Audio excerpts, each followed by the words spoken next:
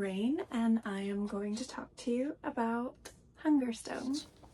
In 2025, I got around to reading Hungerstone, and I adored it.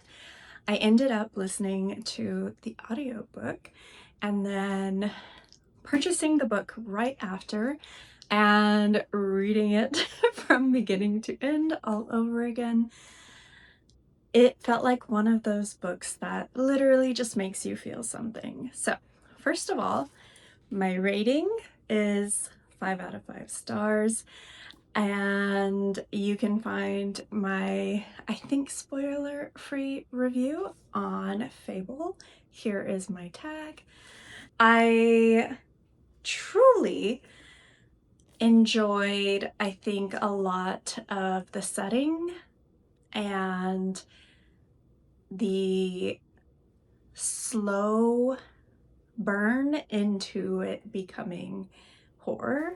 Now let's talk about the characters that are in Hungerstone. So main character is Lenore, and I would say the secondary, I guess,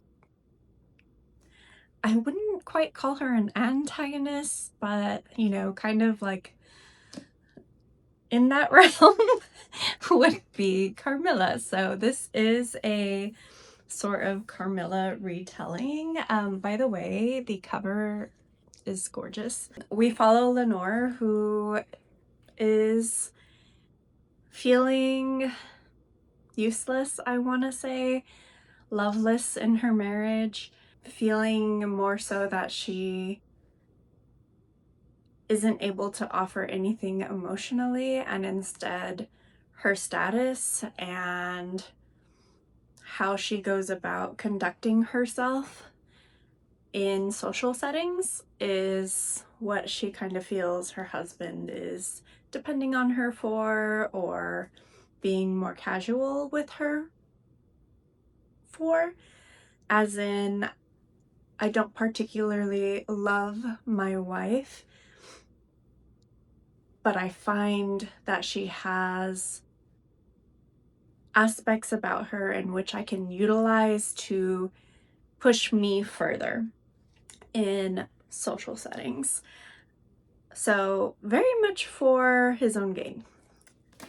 So you immediately kind of start out feeling like she's just in this bad situation. I think one of the biggest things that drew me to Lenore is her back and forth of what she felt like, well, do I deserve this? Is this something I want? Is this something I can provide? Can I go above and beyond what I normally do? Where am I becoming loose around the edges? Especially like when she needs more rest or when she doesn't have it all together, just feeling frazzled in those moments and questioning where did she fall off on upholding all of these things all the time. Carmilla, I love, especially the way that Carmilla is used in Hungerstone as a push, a invitation, I guess.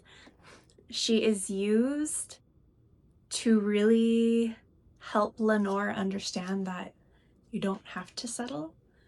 It is okay to want more, and I want you to want more. I want you to be hungry for what Lenore wants. I want you to have a backbone. I want you to be curious and have a fire within you.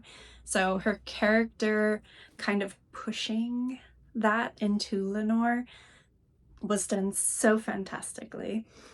And I think the way people perceive her as well is what horror is all about, right? Like, one person sees, you know, Carmilla in, I need to provide assistance here, and I can befriend Carmilla while other people are looking in and saying, that is an other, and I don't want an other in my household. So very fascinating.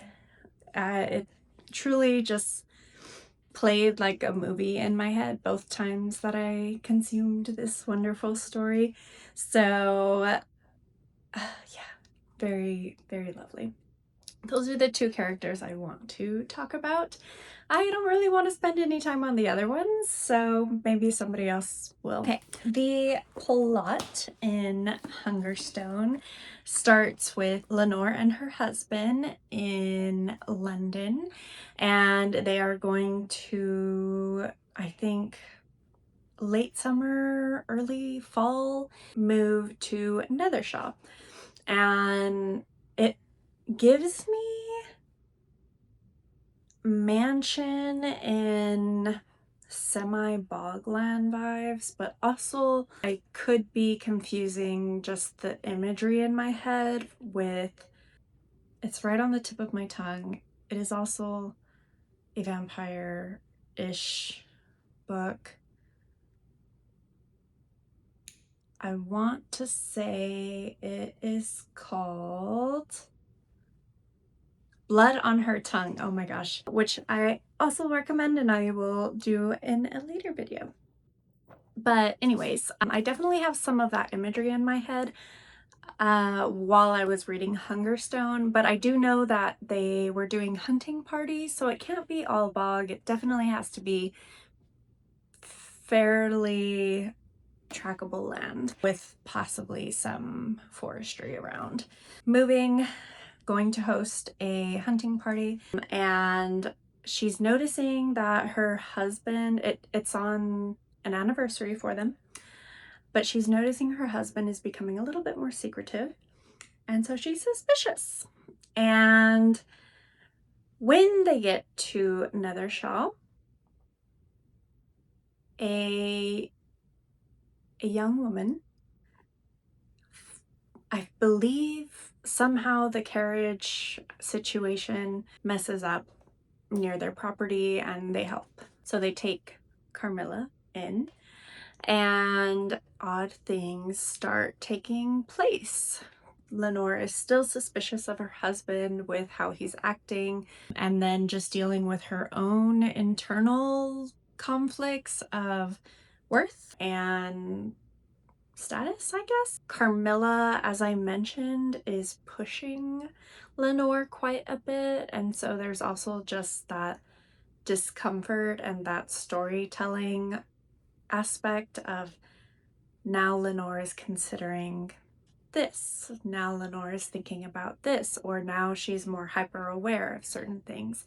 So definitely it's not too bad of a slow burn because you literally see scene by scene things take place, but it does spiral into things later. I want to say probably once Lenore sees that a certain maid is eating hair, that's when things really take the sharpest turn, but everything up until then feels more something is gently out of place, but you're okay still going through it. So it isn't until the moment with the maid that you're kind of like, okay, now things are moving forward. And then I think the plot just continues with what is Lenore essentially going to choose, right? Because she's suspicious of her husband. She's being pushed to want more, which is not in line with how her husband views their marriage, and not necessarily in line with what even Lenore views the marriage. So I think that's all it kind of drives you to. The setting, as I mentioned, if I can throw some images around here, that is what it was giving me, and I was 100% here for it. I have a long history of consuming horror, so definitely my imagination can go places, but obviously if we're reading, we can also take the clues. Anyways, the writing style. I love it. I love it. I am a poet. I haven't written this year yet, but I do write. And so reading bits of prose slash poetic lines throughout, like, I was just immediately like, yes, please more. It starts with blood.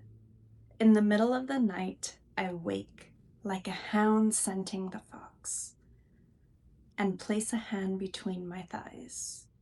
It comes away sticky and dark. Yes, yes, yes, yes. So it literally starts with her on her period and like, mood. It be like that. I don't always love the use of poetic elements.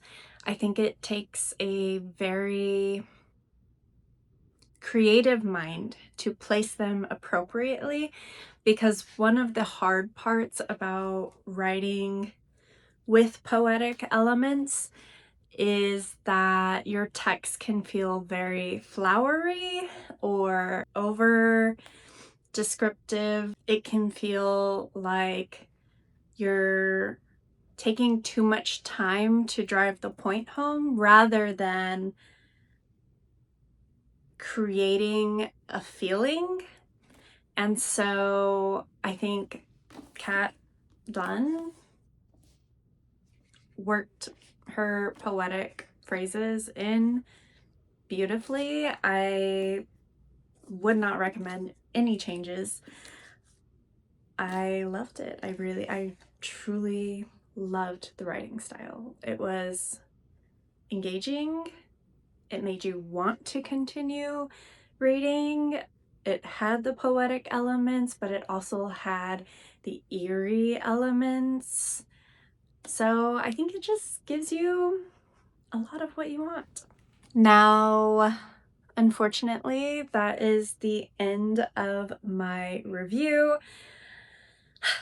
Please be kind. This is my first book review on YouTube, and I want to do more. I love yapping, and I do not always get the chance to yap about books that I'm reading, movies that I'm watching, or any other artistic thing that I may be consuming or even working on. So yeah, thank you for sticking around if you have, and I hope you look forward to hearing me talk a little bit more. Bye!